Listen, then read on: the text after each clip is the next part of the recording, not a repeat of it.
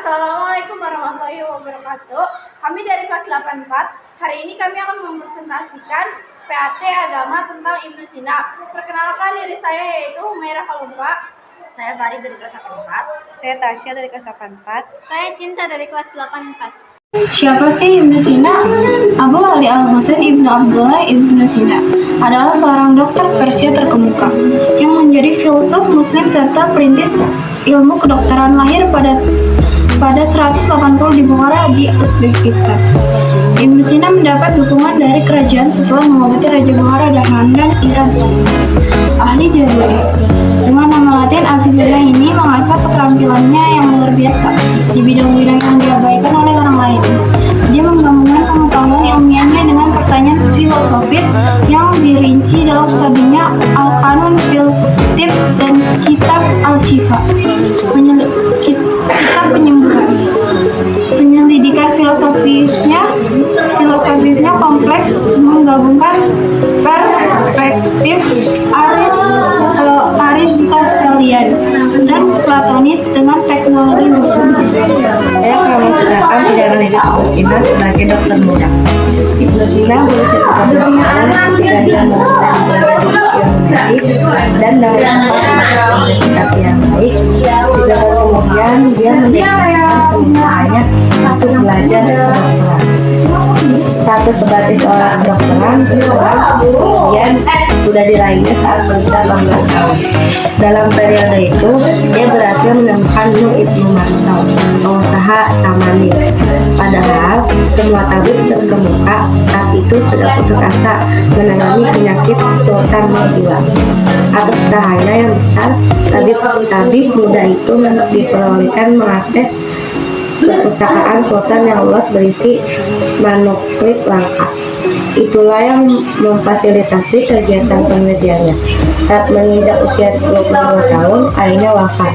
Dia memutuskan pindah ke Jogja dekat laut Kaspia dan belajar tentang logika serta astronomi. Kemudian, dia pergi ke dan Hamadan, keduanya di Iran sekarang. Pergi ke menulis dan mengajar karya-karyanya jadi kegiatan utama dalam perjalanan itu. Dari Hamadan, dia pindah ke Isfahan, sekarang di Iran Tengah, dan menyelesaikan tulisan-tulisan etiknya.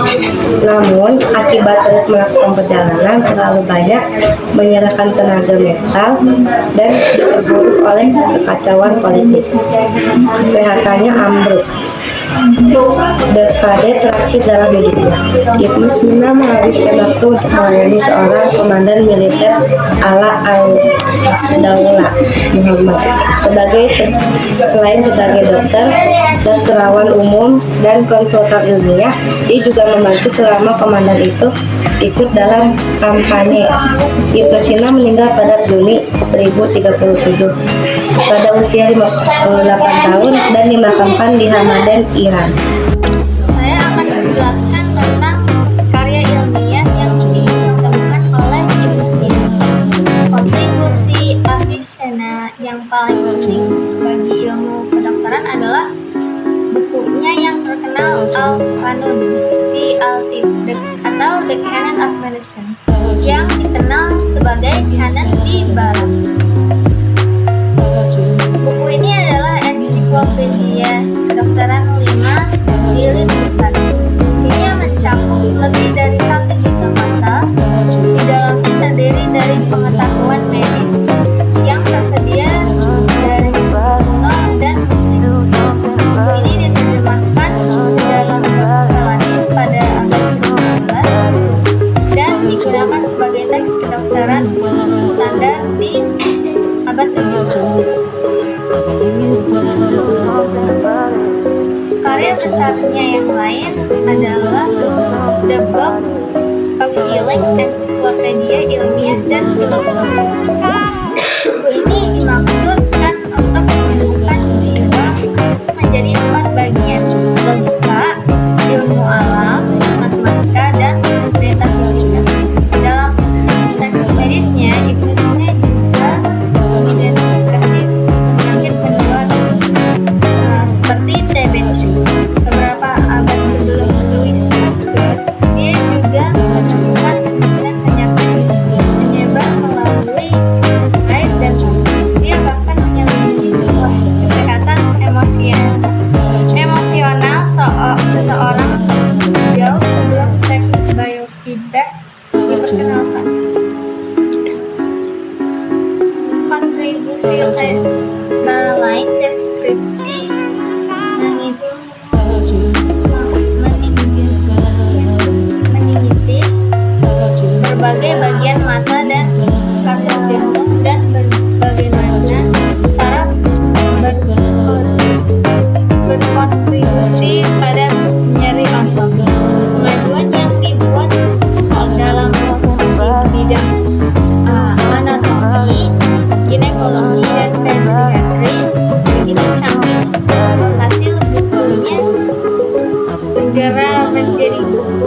utama yang digunakan di sekolah kedokteran Eropa hingga ke abad ke-17.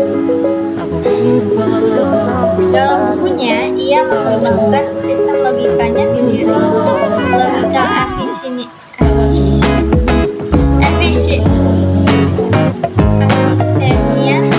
dalam matematika.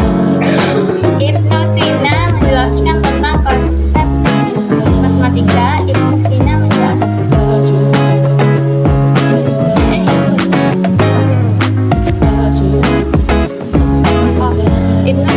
menjelaskan tentang konsep aritmatika, sementara dalam astronomi dia mengusulkan bahwa Venus lebih dekat ke matahari daripada bumi.